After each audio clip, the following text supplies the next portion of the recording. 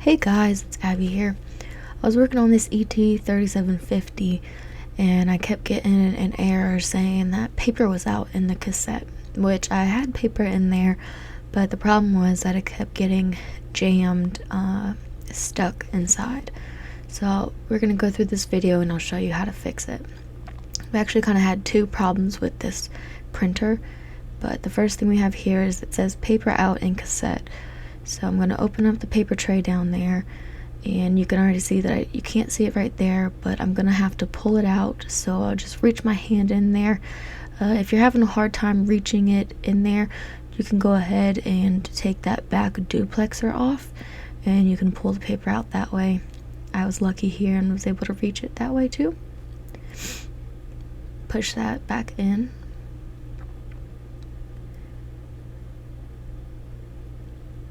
And I'm going to power off my printer here.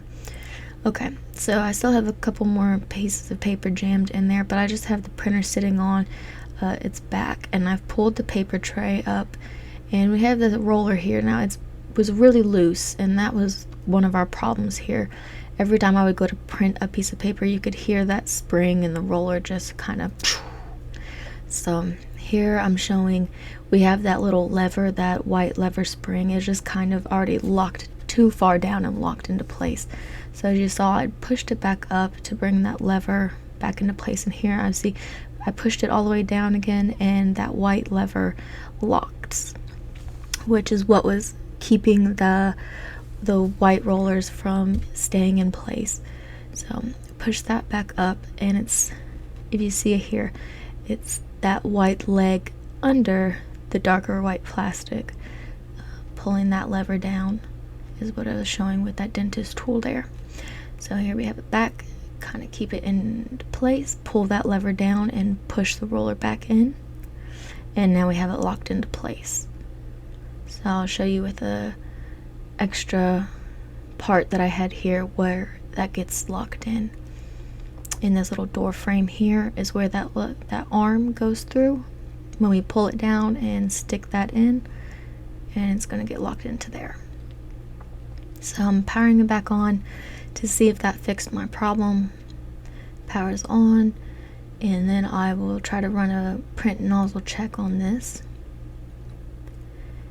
I did not hear the pshung of the roller falling down, but I still had an error of out of paper in the paper cassette. So usually the next thing that I kind of look at is something with the duplexer on the back there. So pulling out that back duplexer, and we'll take a look at that. So that's the one from the printer. That's with the error. And I went and grabbed another duplexer so we could compare it and see. Kevin and I looked at this the other day, and Kevin is going to see if he can make some parts. So the thing that we have that's not the same here is we have this one gear that is missing. Don't really know how that popped off. We don't see it inside the printer or anything. But so I replaced that duplexer with another duplexer that had that gear. And once I powered this on and I ran a print nozzle check, it ended up printing out for me. So Kevin's going to work on trying to make some 3D print some of those gears to place onto the duplexer. That way you don't have to replace the whole duplexer. We can just put one of those gears on. But here we are. We have my page that printed out, and it just got jammed right there just because I had my camera too close. But it all worked out, so we got our two problems fixed. Happy printing!